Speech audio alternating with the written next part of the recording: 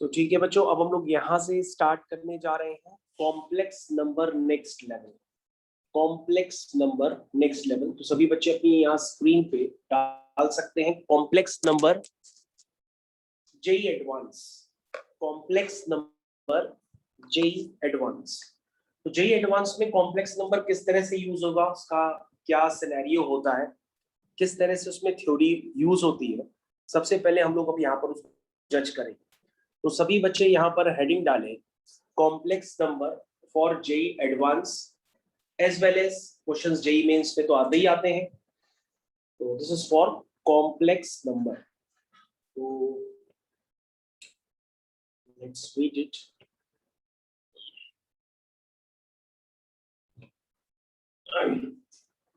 Okay, let's start with complex number.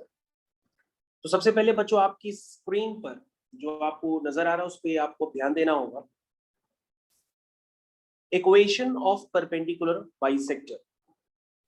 Equation of perpendicular bisector. तो बच्चों perpendicular bisectors के बारे में आप पहले से भी जानते हैं कि अगर परपेंडिकुलर बाइसेक्टर की बात अगर हम करते हैं तो उसका मतलब एक स्ट्रेट लाइन होती है, और स्ट्रेट लाइन का परपेंडिकुलर बाइसेक्टर का मतलब एक ऐसी लाइन होती है जो Z1 और Z2 की लाइन ज्वाइनिंग के मिड पॉइंट से पास करती है। Z1 और Z2 की लाइन ज्वाइनिंग के मिड पॉइंट से पास करती है। तो ये मिड पॉइंट आपका ये हो गया। और अगर हम इसके परपेंडिकुलर बाइसेक्टर पे कोई भी पॉइंट ले लें, वो पॉइंट यहाँ पे भी हो सकता है, वो पॉइंट यहाँ पे भी हो सकता है, वो पॉइंट यहाँ पे भी हो सकता है।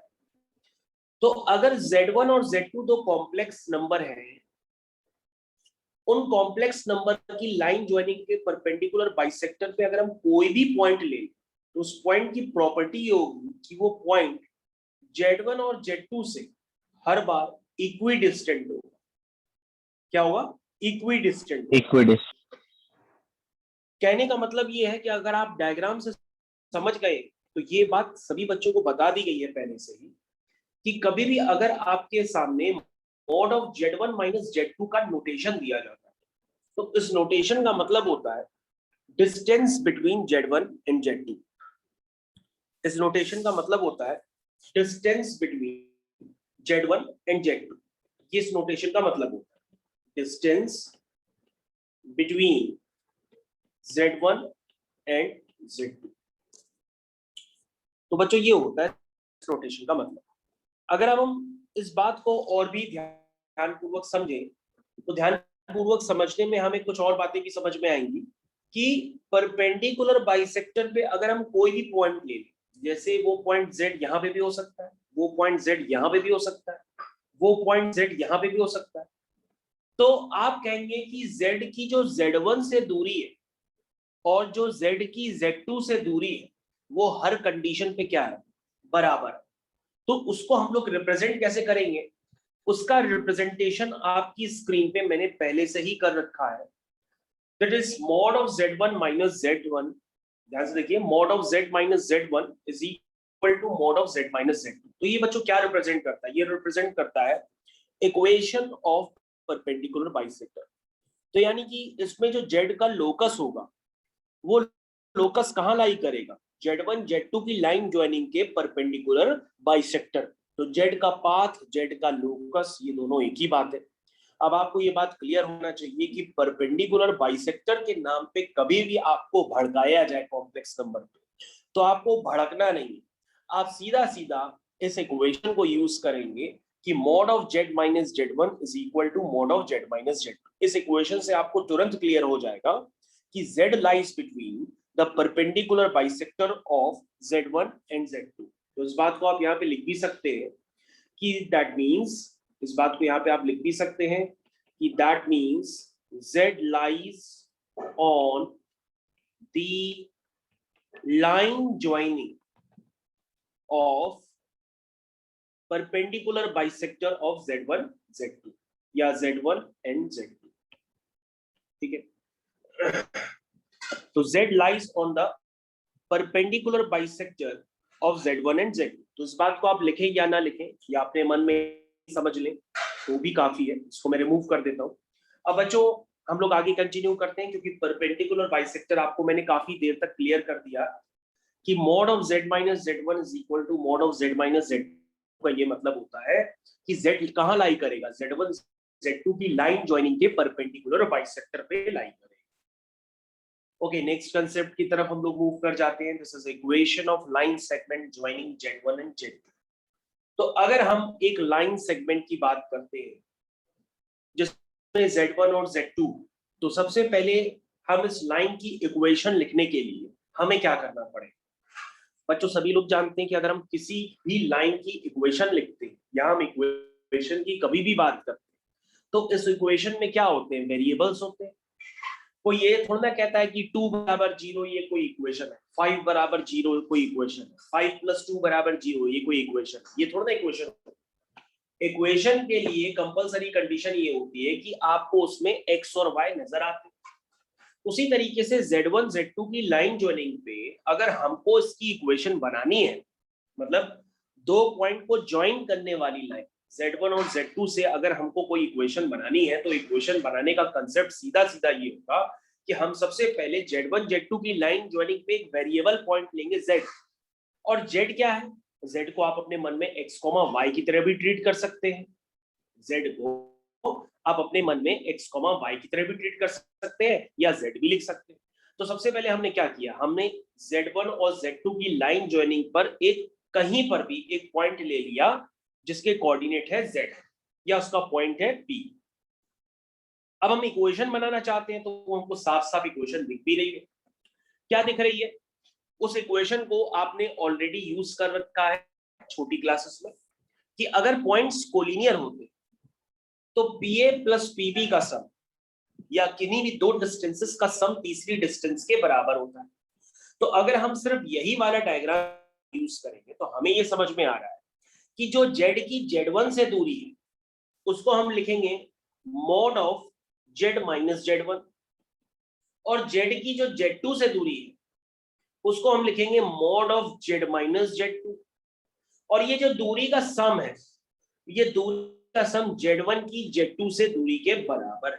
तो ये बात आपको समझ में आनी चाहिए।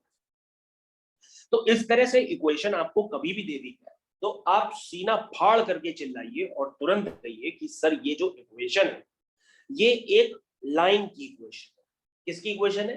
लाइन की इक्वेशन। तो ये आपको समझ में आना चाहिए। कभी कभी क्या होते हैं बच्चे, लाइन की इक्वेशन और परपेंडिकुलर बाइसेक्टर की इक्वेशन दोनों को एक ही समझ बैठती है, क्योंकि एग्जाम में क्वेश्चन ऐसे बन के आते हैं कि उसमें बच्चे की गलती नहीं होती है, वो इतना तड़प रहा होता है कि सारी इक्वेशंस मर्ज हो जाती है अचानक उससे। लेकिन अगर आप लाइन की इक्वेशन जैसा कि मैंने डायग्राम बनाया है उससे आप तुरंत समझ गए होंगे कि लाइन की इक्वेशन का मतलब क्या है। दैट इज z की z1 से दूरी और z की z2 से दूरी का जो सम है वो z1 की z2 से दूरी के सम के बराबर है। बोलो भाई। तो z minus z1 plus z minus z2 क्या रिप्रेजेंट करता है? z1 माइनस z2 का मॉड। तो अगर आप इसको और भी लिखना चाहें तो और भी लिख सकते हैं, क्योंकि इसका बहुत ही ज्यादा महत्व है इस इक्वेशन का बड़े बड़े क्वेश्चंस में। कैसे महत्व होगा? देखिए कैसे महत्व होता है। सबसे पहले आप इस बात को लिख भी लीजिए, और अगर आपको कंफ्यूजन, ये रिप्रेजेंट करता है distance between z and z1। ये क्या रिप्रेजेंट करता है? Distance between z and z2। ये क्या रिप्रेजेंट करता है? Distance between z1 and z। तो ये बात अब आपको डायग्राम से भी क्लियर हो गई। चलिए भाई आगे नेक्स्ट कंसेप्ट की बात आती है। अब हम लोग पढ़ते हैं इक्वेशन ऑफ सर्किल। अभी आपको इक्वेशन ऑफ सर्किल काफी आसान भाषा में समझ में आ रही है, क्योंकि z की z1 से दूरी एक कांस्टेंट है जो कि सर्किल की रेडियस को रिप्रेजेंट करती है। लेकिन आगे चल करके आपको ऐसी इक्वेशन देखनी पड़ेगी सर्किल की जिसको समझने के लिए आप तड़प बैठेंगे, लेकिन आपको समझना पड़ेगा। तो this is the very obvious equation. लेकिन अगर हम दोनों तरफ इसमें स्क्वायरिंग कर दें तो आपके पास इक्वेशन एक नई भी जनरेट होती है जिसको हम लोग लेटर ऑन देखेंगे। अब बच्चों हम लोग यहाँ बात करते हैं इक्वेशन ऑफ रे की। लेकिन जैसा आप जानते हैं कि इस बारे में भी हम लोग पहले ही समझ चुके हैं कि अगर किसी भी कॉम्प्लेक्स नंबर को हम रिप्रेजेंट करना चाहते हैं जिसका प्रिंसिपल आर्ग्यूमेंट है अल्फा और ये कॉम्प्लेक्स नंबर है जेड और ये है ओरिजिन, तो आप क्या कहते हैं? आप कहते हैं कि आर्ग्यूमेंट ऑफ जेड कितना है? आर्ग्यूमेंट ऑफ जेड है अल्फा।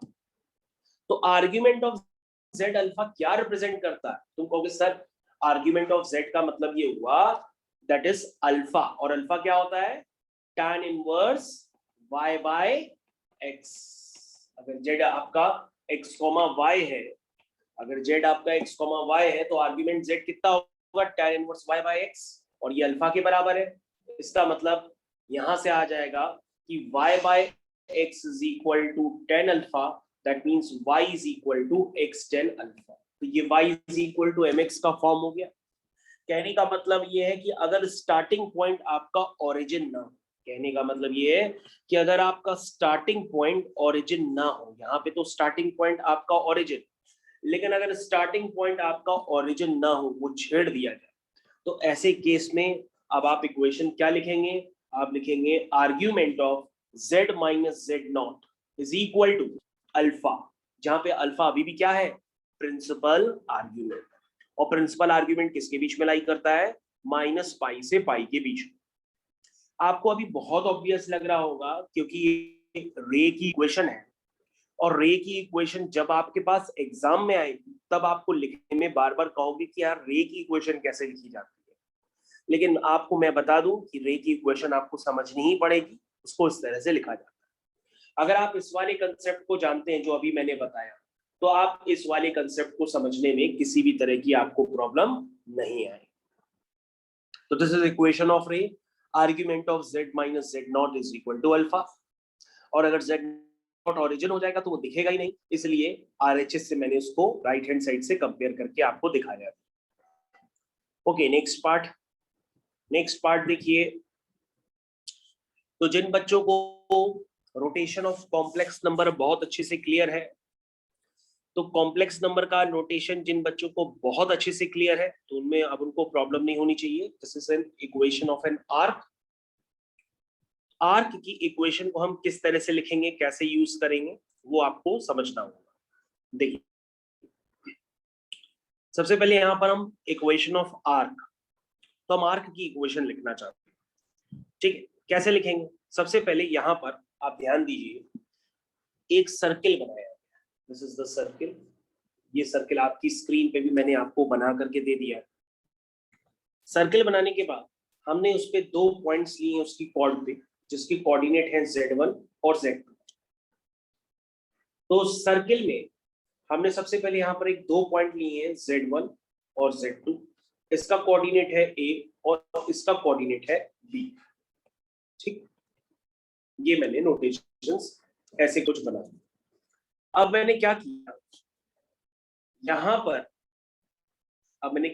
यहाँ पर एक वेरिएबल पॉइंट एज्यूम कर, क्योंकि मैंने आपको बताया था स्टार्टिंग में कि कभी भी बात इक्वेशन की आएगी तो वहां पे आपको वेरिएबल पॉइंट एज्यूम करना पड़ेगा। वो मैंने एज्यूम कर लिया, वो है Z, ठीक। अब मैंने कहा कि ये जो AB कॉर्ड है ये सेंटर पे नहीं बल्कि आर्क पे कितना एंगल सबटेंड करती है? अल्फा। क्या एंगल सबटेंड करती है? अल्फा। अब अगर आप ध्यान से देखें कि अगर हम Z1 माइनस जेड वेक्टर, ध्यान से देखिए, Z1 माइनस जेड वेक्टर को अगर हम एंटी क्लॉकवाइज रोटेट करते हैं तो हमें कौन सा वेक्टर ऑब्टेन होता है? बताइए। Z2 माइनस जेड का वेक्टर ऑब्टेन होता है। ध्यान से देखिए, अगर हम, जिन बच्चों को रोटेशन का कंसेप्ट क्लियर है तो उनको दिक्कत बिल्कुल नहीं आएगी, वरना आपको रोटेशन का कंसेप्ट क्लियर नहीं है तो हमारे प्रीवियस लेक्चर्स पे जाकर के उसको रिवाइज करिए। तो बच्चों आपको ये बात समझ में आनी चाहिए कि यदि Z1 माइनस जेड वेक्टर को हम अल्फा एंगल से एंटी क्लॉकवाइज हम रोटेट करते हैं तो हमें Z2 minus Z vector obtain होता है। ये कंसेप्ट होता है रोटेशन, और मैंने आपको उसको आर्ग्यूमेंट के टर्म्स में भी लिखना सिखाया था। तो अगर आप इसको आर्ग्यूमेंट के टर्म्स में लिखेंगे तो आप क्या लिखेंगे कि Z2 माइनस जेड अपॉन, या उसको डायरेक्टली भी लिख सकते हैं कि argument of z2 minus z minus argument of z1 minus z is equal to alpha. ये आप ऐसे भी सोच सकते हैं कि z2 माइनस z का आर्ग्यूमेंट z1 माइनस z के आर्ग्यूमेंट से बड़ा है। कितना बड़ा है? अल्फा। मतलब दोनों में कितना एंगल डिफर कर रहा है? अल्फा का। इसको आप ऐसे भी सोच सकते हैं या कंसेप्ट ऑफ रोटेशन से भी सोच सकते हैं। तो ये आपके ऊपर निर्भर करता है कि आप कैसे सोचते हैं। तो मैंने आपको कंसेप्ट ऑफ रोटेशन में बताया था, उसी को मैं यहाँ पे यूज कर रहा हूँ और आर्क की इक्वेशन लिखना चाह रहा हूँ। तो सबसे पहले मैंने क्या लिखा?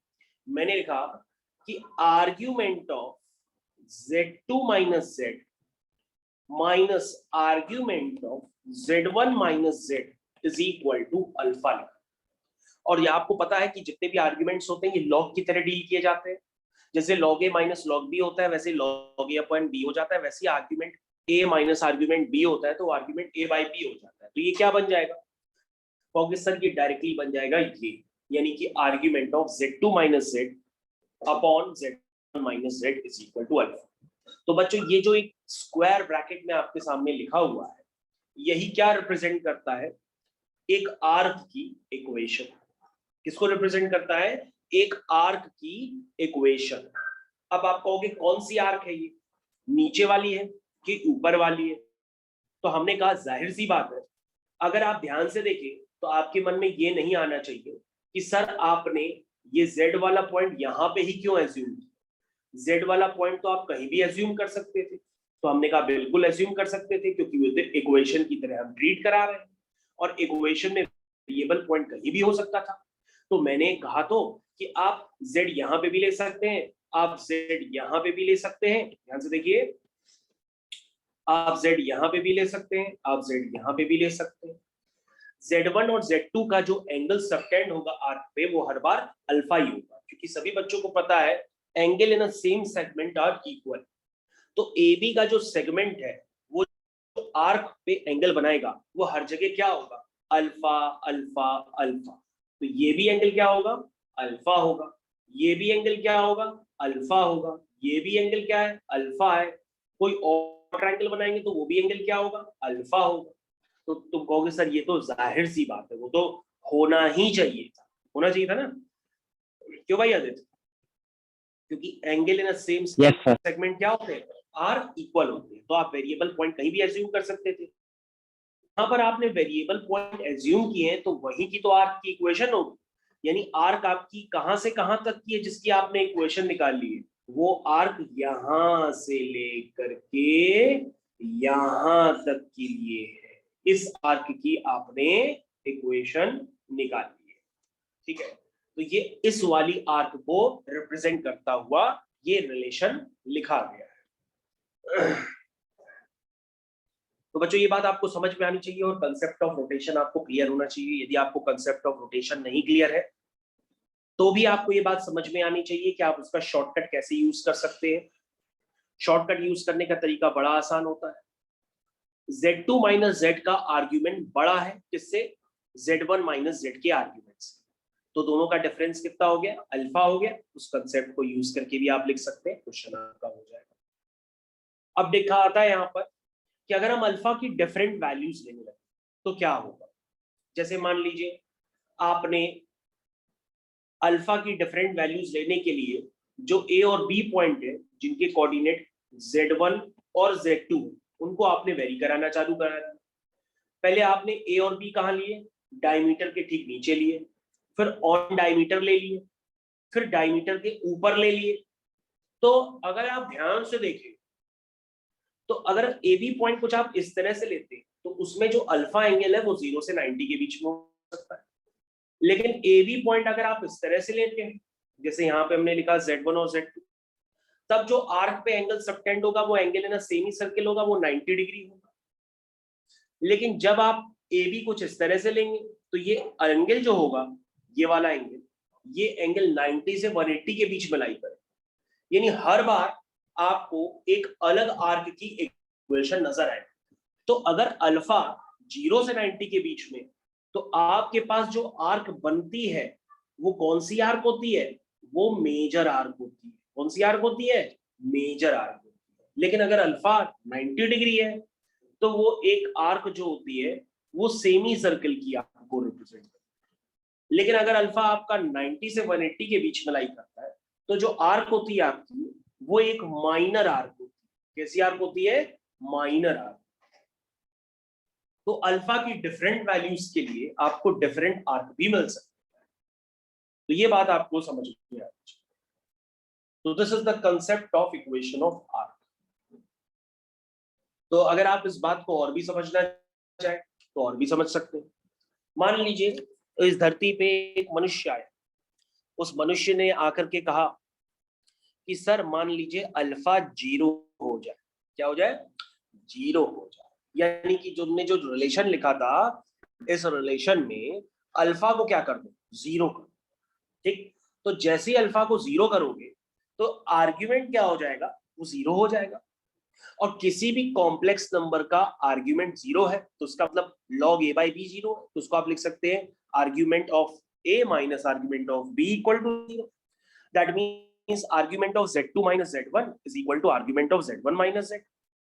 तो ये किस बात को रिप्रेजेंट करेगा? ये रिलेशन किस बात को रिप्रेजेंट करेगा कि जो z2 माइनस z है, ध्यान से देखिए, z2 माइनस z कैसे होगा? z2 माइनस z, तो this is the z2 minus z और this is z1 minus z। इसका मतलब ये होगा कि अल्फा 0 होने का मतलब, वैसे तो हम खुद ही समझ गए थे कि अल्फा अगर 0 है तो ये दोनों वेक्टर्स एक ही लाइन पे लाई कर रहे होंगे, उनके बीच का एंगल क्या होगा? 0। दोनों का डायरेक्शन भी, सेंस भी सेम होगा। तो अगर आप इनको डायग्राम वाइज दिखाना चाहें तो डायग्राम वाइज कैसे दिखाएंगे कि z, z1, z2 ये एक ही लाइन पे लाई करेंगे और ये कोलिनियर होंगे, और जो एंगल z2 माइनस z का होगा वही एंगल z1 माइनस z का होगा। इसलिए दोनों का डिफरेंस क्या हो गया है? 0 हो गया। लेकिन अगर कोई मान्यवर आकर के लिख दे अल्फा की जगह पाई, तो अब आप क्या करेंगे? आप लिखेंगे कि argument of z2 minus z minus argument of z1 minus z is equal to pi. क्या लिखेंगे? पाई। यानी कि इन दो वेक्टर्स, कौन से दो वेक्टर्स? z2 माइनस z और z1 माइनस z। तो z2 माइनस z का वेक्टर देखो बच्चों ये है और z1 माइनस z का वेक्टर ये है। यानी इनके बीच का जो एंगल है वो अब क्या है? पाई है। तो इसका मतलब पहले वाले डायग्राम और दूसरे वाले डायग्राम में अंतर है। अगर अल्फा 0 है तो z1 z1 z2 कुछ इस तरीके से लाई करेंगे जैसे आपने डायग्राम में देखा। लेकिन अगर अल्फा पाई है तो आपके पास z2 z1 कुछ इस तरीके से लाई करेंगे, यानी कि z ठीक बीचों बीच लाई करेगा z1 और z2 की।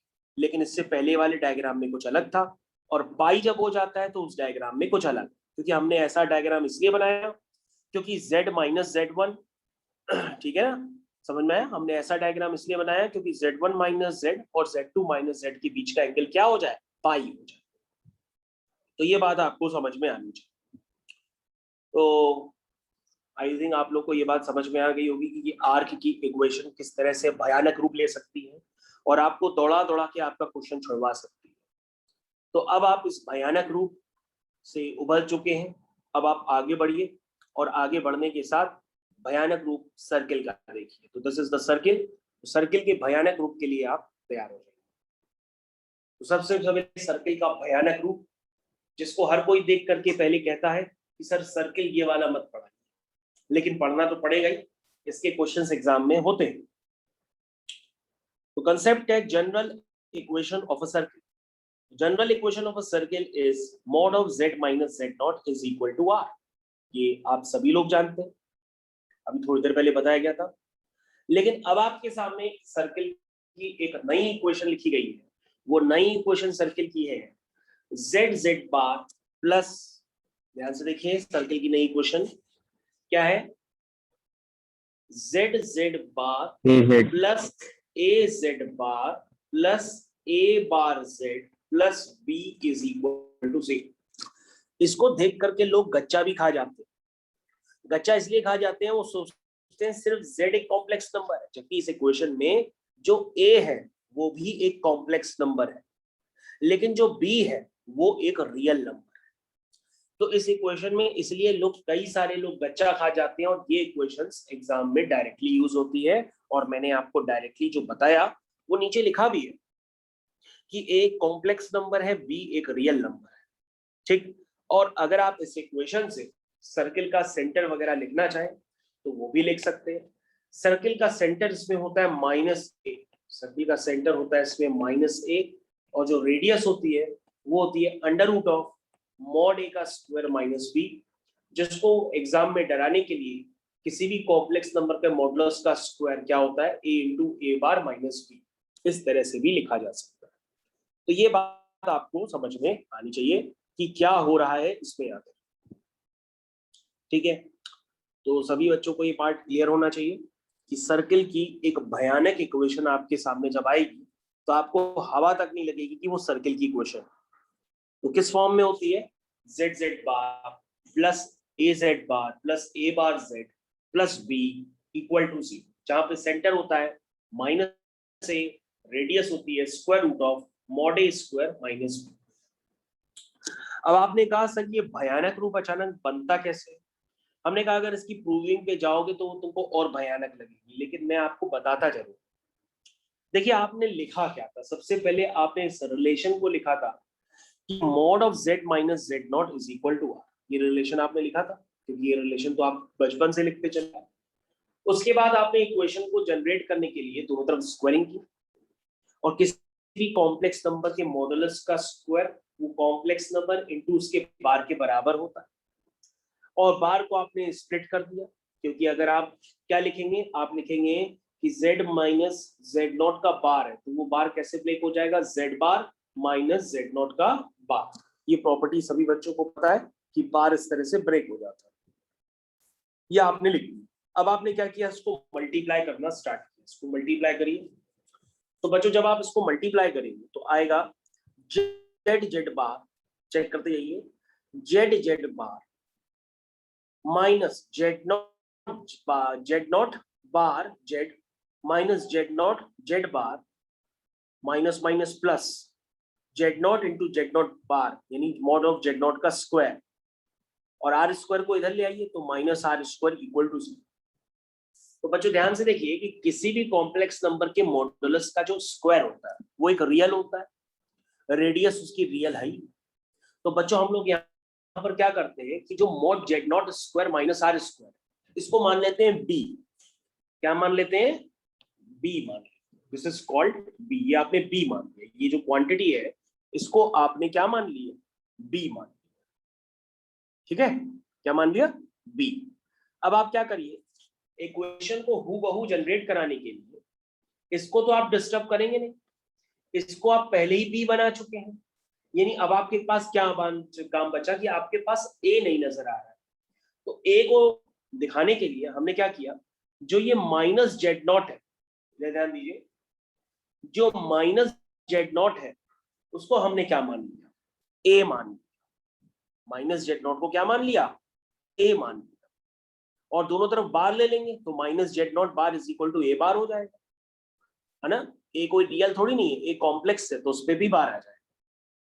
तो बच्चों अगर आप ये सारी वैल्यूज यहाँ पे पुट करें तो ये वैल्यू जो माइनस z नॉट बार है तो ये a बार हो जाएगी, ये वैल्यू प्लस का a हो जाएगी, ठीक है, क्योंकि माइनस z नॉट को आपने a माना है तो ये a z बार हो जाएगा, प्लस का b इक्वल टू 0।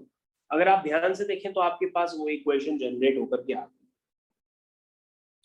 इसमें जो सर्किल का सेंटर होता है वो -a होता है, जो सर्किल का सेंटर होता है वो -a होता है, और रेडियस जो होती है वो आप इस फॉर्मूले से भी निकाल सकते हैं। ध्यान से देखिए, आपने क्या करा है कि mod ऑफ z नॉट का स्क्वायर माइनस आर स्क्वायर को b माना है, तो r क्या होगा, r होगा mod ऑफ z नॉट का स्क्वायर माइनस b, ठीक है, यानी कि mod ऑफ z नॉट के स्क्वायर को क्या मानते हैं आप, समझ में आ गया होगा आपको किस तरह से लिखा, z नॉट को आपने a माना हुआ है तो z नॉट की जगह a पुट कर दीजिए, तो रेडियस आ जाएगी square root of mod a square minus b।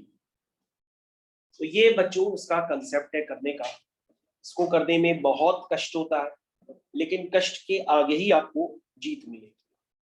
तो बच्चों अगर आप ओरिजिनल सर्किल में देखें तो z नॉट क्या था, z नॉट सर्किल का सेंटर था ओरिजिनल सर्किल में देखें, और सर्किल का जो सेंटर होता है उसको हम लोग ज्यादातर लिखने की आदत बनाते हैं माइनस जी कॉमा माइनस एफ से। इसलिए यहाँ पर जब हम लोग ने नोटेशंस क्रिएट किए तो जेड नॉट को सेंटर ना मान करके उसका एक सब्स्टिट्यूशन, यानी कि जेड नॉट को ए ना मान करके जेड नॉट को माइनस ए माना, ताकि ये बिल्कुल हूबहू वैसा बन जाए जैसे माइनस जी कॉमा माइनस एफ। तो इसलिए हम आपको चिल्ला चिल्ला के बता रहे हैं कि इसका जो सेंटर है वो जेड नॉट नहीं होगा, इस इक्वेशन में उसका सेंटर माइनस ए हो जाएगा और रेडियस हो जाएगी मॉड ऑफ जेड नॉट का स्क्वायर माइनस। तो ये बात बच्चों आपको समझ में आनी चाहिए, क्योंकि सर्किल का ये क्वेश्चन इसी फॉर्म में, इसी इक्वेशन कई जगह आपको यूज किया जाएगा। इवन मेंस के एग्जाम में भी यूज किया गया है 2 बार एग्जाम्स में, अभी जो एग्जाम हुए थे तो उसमें कई बच्चों को हवा तक नहीं लगी थी कि ये सर्किल की इक्वेशन चल रही है। चलिए, तो बच्चों आपके सामने एक अलग से क्वेश्चन आ गया है, सभी बच्चे रेडी हो जाए। एक अलग सा क्वेश्चन आपकी जिंदगी में, जो आपकी जिंदगी बदल सकता है। क्वेश्चन है बच्चों, ध्यान से देखिए, आपकी स्क्रीन पे मैंने लोकेट कर दिया है। Z square upon z minus one is always real, then question को ध्यान से देखिए क्या लिखा है। लिखा है z square upon z minus one is always real, then इसमें से कौन सा पार्ट सही होगा। ये जेई मेंस का क्वेश्चन है और ये अभी वाले एग्जाम्स में आया था। अब आपने किया तो नहीं होगा, ये बात तय है। अब आप देख लीजिए आपने क्यों नहीं किया और कैसे कर सकते थे। तो इसका सही आंसर था सी पार्ट। और ध्यान से देखिए, अगर कोई कॉम्प्लेक्स नंबर है z square upon z minus one, अगर वो रियल, कोई भी कॉम्प्लेक्स नंबर अगर प्योरली रियल होता है तो रियल के केस में आप क्या करते हैं, कॉम्प्लेक्स अगर नंबर अगर रियल है तो वो किसके बराबर होगा, उसके बार के बराबर होगा। सभी बच्चे जानते हैं कि अगर नंबर रियल होता है तो उसका बार भी उसके बराबर होता है। तो हमने इस कॉम्प्लेक्स नंबर का जो बार है वो उसके बराबर कर दिया। जैसे ही बराबर किया तो हमारे पास इक्वेशन बन गई z square upon z minus one is equal to z bar का square upon z bar minus one. ये इक्वेशन बनकर के तैयार हो गई। ध्यान से देखिए, मैंने उसको रियल होने की वजह से उसके बार के बराबर कर दिया और वन का बार तो वन ही होगा। अब हमने क्या किया, इनको क्रॉस मल्टीप्लाई किया, इसको ऐसे क्रॉस मल्टीप्लाई किया, इसको ऐसे क्रॉस मल्टीप्लाई किया। जब मैंने क्रॉस मल्टीप्लाई किया तो क्रॉस मल्टीप्लाई करते समय जो जेड स्क्वायर है उसको मैंने जेड इंटू जेड लिखा और जेड बार का जो स्क्वायर है उसको मैंने जेड बार इंटू जेड बार।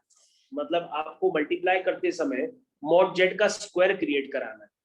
तो मॉड जेड का स्क्वायर क्रिएट जल्दी तभी होगा जब आप जेड स्क्वायर को जेड इंटू जेड लिखें और जेड बार के स्क्वायर को जेड बार इंटू जेड बार लिखें। तो मैंने इस तरह से मल्टीप्लाई किया। जब आप मल्टीप्लाई करेंगे तो आपके पास कुछ ऐसे नोटेशंस क्रिएट होकर के आएंगे और उसमें आपको जहां पर जेड इंटू जेड बार नजर आए वो आपके काम का एक्सप्रेशन हो जाएगा। उसको आप मॉड जेड स्क्वायर लिख सकते हैं और ना लिखना चाहे तो मैंने ना लिखिए, लेकिन नोटेशंस आपके पास कुछ इस तरह से क्रिएट हो।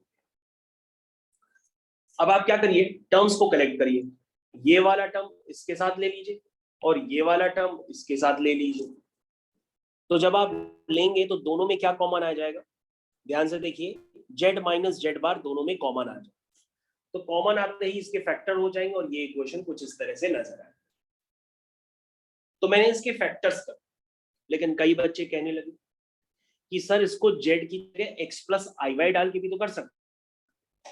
हमने कहा चलो करके चेक कर लेते हैं।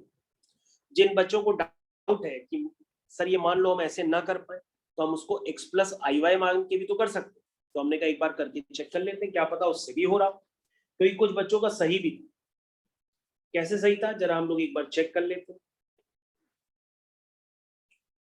तो क्वेश्चन को करने का तरीका जरा समझते हैं क्या है। ये है क्वेश्चन आपके सामने। क्वेश्चन बच्चों आपके सामने आ गया। अगर ये ऑलवेज रियल है तो हम लोग सबसे पहले क्या करते हैं, जेड की जगह एक्स प्लस आई वाई डाल के सॉल्व करते हैं। उससे भी करके एक बार चेक करते हैं। तो हमें किसकी जरूरत पड़ेगी, जेड स्क्वायर। तो जेड स्क्वायर क्या होगा, x square minus y square plus 2xi, ये होगा आपका जेड स्क्वायर। और जेड माइनस वन की वैल्यू पता होनी चाहिए। तो जेड माइनस वन क्या होगा, वो होगा एक्स माइनस वन प्लस आई। अगर हम ये वैल्यू सब पुट कर दें तो ये हो जाएगा x square minus y square plus i times 2xy whole divided by क्या हो जाएगा, x माइनस 1 प्लस आई, कुछ इस तरह से ये नजर आएगा। अब क्या है, ये कॉम्प्लेक्स नंबर किस फॉर्म में लिखा है, a plus i b upon c plus i d, और हमें क्या मतलब है, ये प्योरली रियल है, ये रियल है, अगर रियल है तो उसका इमेजिनरी पार्ट जीरो करेंगे, तो इस कॉम्प्लेक्स नंबर को हम लोग a प्लस आई बी के फॉर्म में लिखेंगे। तो a प्लस आई बी के फॉर्म में अगर आपको नहीं पता है तो मैं उसका शॉर्टकट बता देता हूँ कि कोई भी कॉम्प्लेक्स नंबर अगर a plus i b upon c plus i d का फॉर्म होता है तो उसको हम एक ही बार में लिखते हैं, this is a c plus b d upon c square plus d square plus i times b c minus a d upon c square plus d square. मतलब हम लोग अलग से रेशनलाइज करके टाइम नहीं वेस्ट करते हैं, हम लोग इस स्टैंडर्ड को याद रखते हैं और इससे डायरेक्टली इसका हम क्या लिखेंगे, इमेजिनरी पार्ट, और इमेजिनरी पार्ट को हम इक्वल टू जीरो कर, तो सभी बच्चे क्या करेंगे, इसका इमेजिनरी पार्ट लिखेंगे। तो इमेजिनरी पार्ट क्या होगा, this is 2xy into x minus 1, देखिए b c minus a d minus a d x square minus y square upon c square plus d square. ये देखो खट से मैंने इसका इमेजिनरी पार्ट लिखा क्योंकि ये ऑलवेज रियल है, तो इसका इमेजिनरी पार्ट जीरो कर दिया। अब हम इसको सिंप्लीफाई करेंगे तो ये आ जाएगा 2xy into x, this is 2x square y minus 2xy minus y x square minus minus plus y cube equal to 0। तो अगर हम ध्यान से देखें तो ये आ गया 3x स्क्वायर वाई, ध्यान से देखिए सभी बच्चे यहाँ पर ध्यान दें पूरी तरीके से, 3x square y minus 2xy plus y cube equal to 0। अब पूरी क्वेश्चन में y कॉमन ले लीजिए, y कॉमन लेंगे तो ये बनेगा Y square minus 2x plus क्या बचा 3x स्क्वायर इक्वल टू ये, y कॉमन लेने पर कुछ इस तरह से आपके पास नोटेशंस निकल गए। तो इसका मतलब क्या हुआ कि यहाँ पे दो फैक्टर्स का प्रोडक्ट जीरो है, पहला फैक्टर भी जीरो होगा, दूसरा फैक्टर भी जीरो होगा। तो अगर हम ध्यान से देखें तो पहला फैक्टर अगर हम जीरो करेंगे तो y equal to zero represent करेगी एक स्ट्रेट लाइन को, और वो स्ट्रेट लाइन क्या होगी, एक्स एक्सिस, और एक्स एक्सिस हमेशा क्या होती है, एक्स एक्सिस हमेशा एक रियल एक्सिस।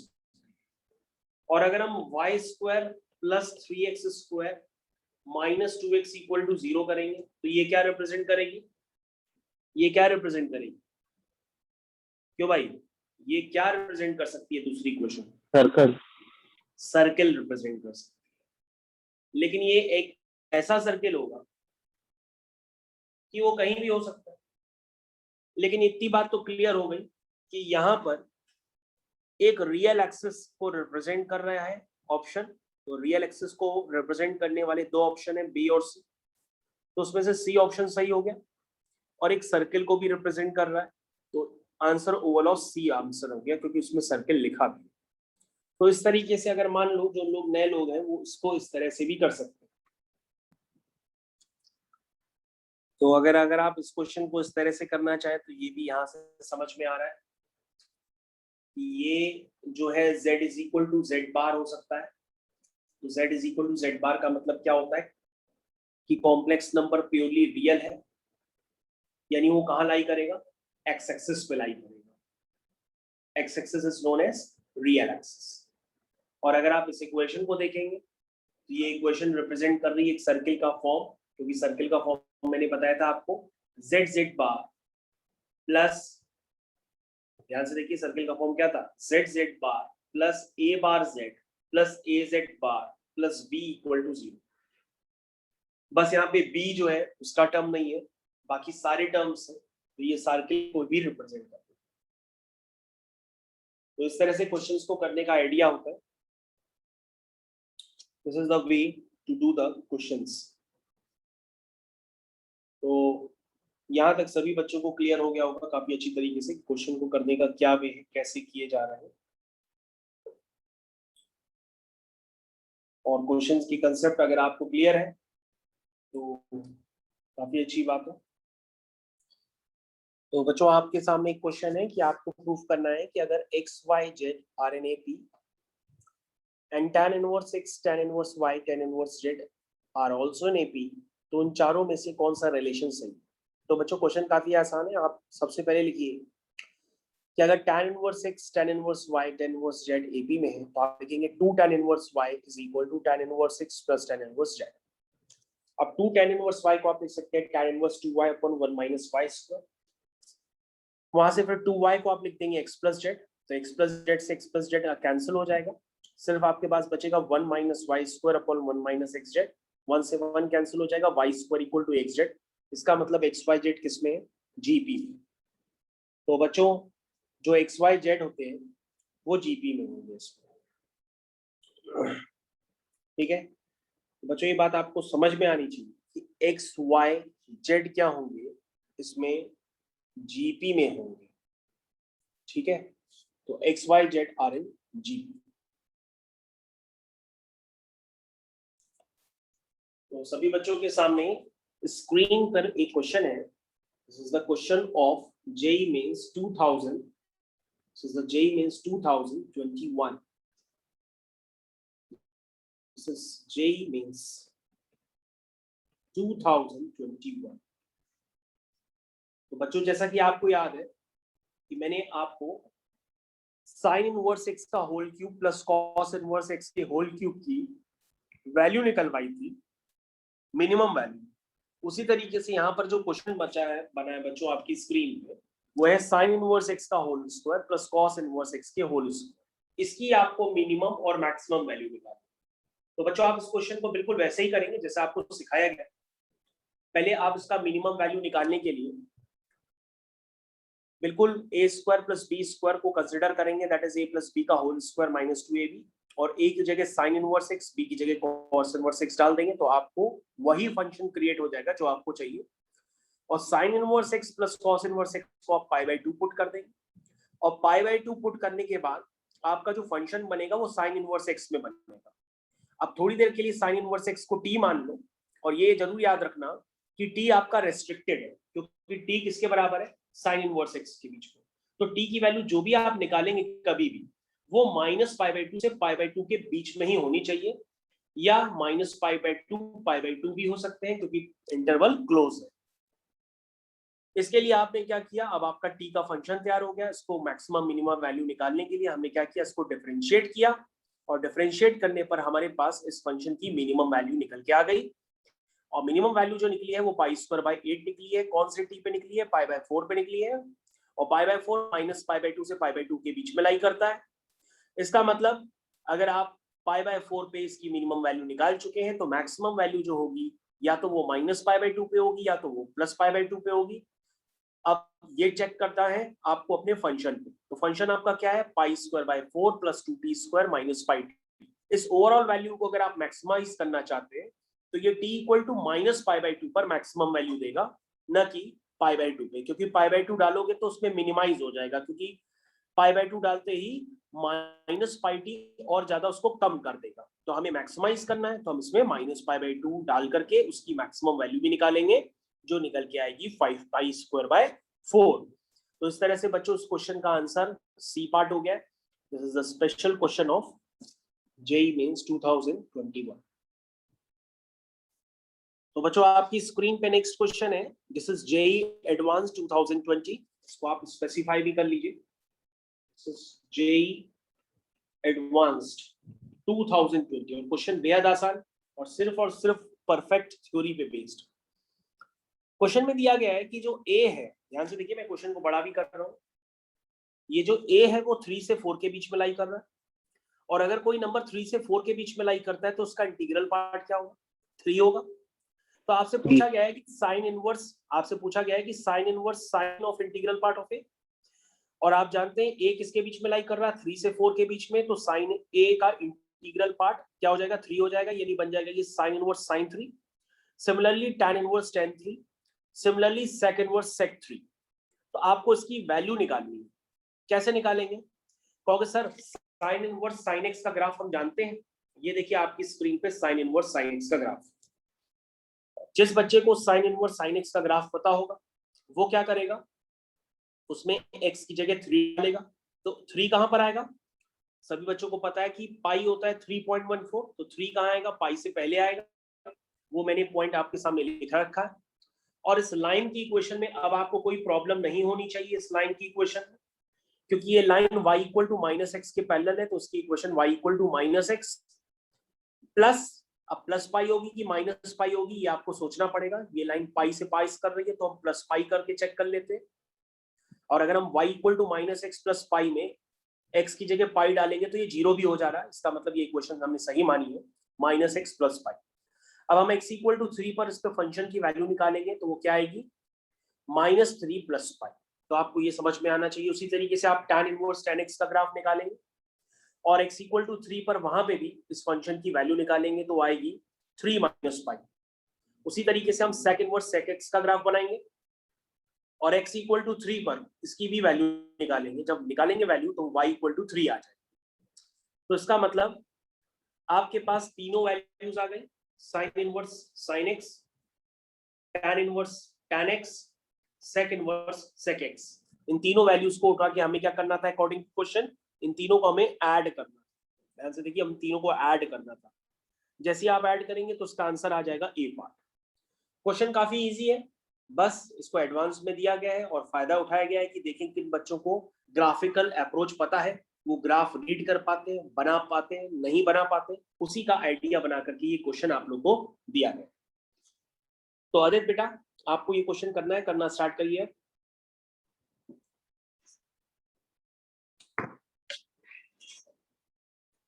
तो बच्चों, आज की क्लास में हम लोग ये जरूर देख लेते हैं कि इस इक्वेशन को किस तरह से यूज किया जाए।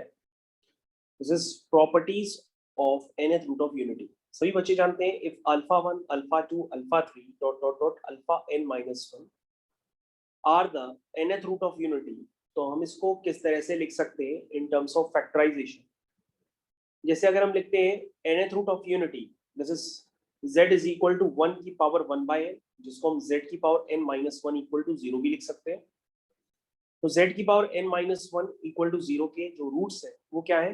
1 है, अल्फा 1 है, अल्फा 2 है, अल्फा 3 है। तो उसको हम फैक्टर्स के टर्म्स में लिख सकते हैं कि z की पावर n माइनस 1 को हम लिख सकते हैं z minus 1, z minus alpha 1, z minus alpha 2 dot dot dot z minus alpha n minus 1। क्योंकि सभी बच्चों को पता होगा कि फैक्टर्स को अगर हम मल्टीप्लाई करते हैं तो वापस वही इक्वेशन आ जाती है। अब हम z माइनस 1 को नीचे कर देते हैं, और अगर आपको कम समझ में आ रहा है तो आप ऐसे सोच लो कि अगर आप लिखते हो z cube minus 1 equal to 0 या omega cube minus 1 equal to 0, तो इस इक्वेशन के रूट होता था एक ओमेगा बराबर 1 होता था, और आप लिखते थे omega square plus omega plus 1 equal to 0। आप ऐसे लिखते थे।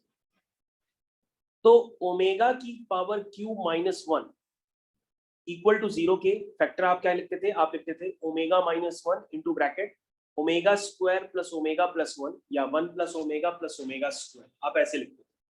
उसी तरीके से z की power n minus 1 upon z minus 1 अगर लिखा हुआ है तो z की पावर n माइनस 1 को ऐसे सोचो कि वो लिखा है ओमेगा की power 3 minus 1 upon omega minus 1। तो नीचे से ओमेगा माइनस 1 और ऊपर ऊपर से भी ओमेगा माइनस 1 आएगा, कैंसिल हो जाएगा। तो क्या बचेगा? ऊपर ऊपर बचेगा 1 प्लस ओमेगा स्क्वायर। तो पावर 3 होती है तो ओमेगा स्क्वायर पे रुक जाता है। उसी तरीके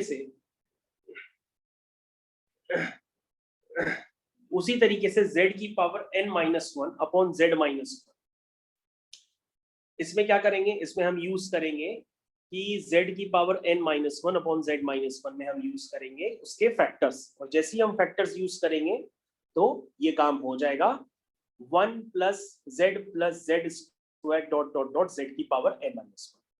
जैसे 1 प्लस ओमेगा स्क्वायर पे रुकता है, ये nth रूट ऑफ यूनिटी है तो ये रुकेगा 1 plus z square plus z की पावर n माइनस 1 पे रुकेगा, और ये चीज RHS के इक्वल हो जाएगी।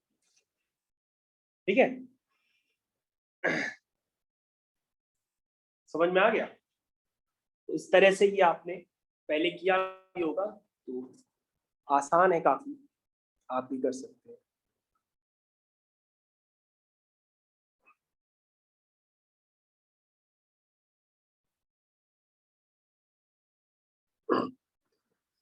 तो समझ में आ गया बेटा?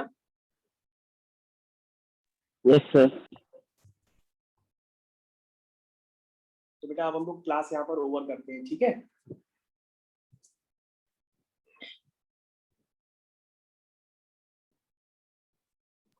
Okay sir.